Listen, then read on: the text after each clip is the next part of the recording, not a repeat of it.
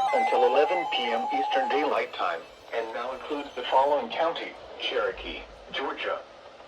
Remember, a severe thunderstorm watch means the conditions are favorable for the development of severe weather, including large hail and damaging winds, in and close to the watch area.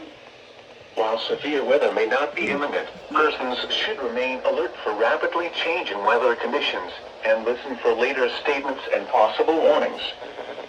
Stay tuned to NOAA weather radio, commercial radio and television outlets, or internet sources for the latest severe weather information.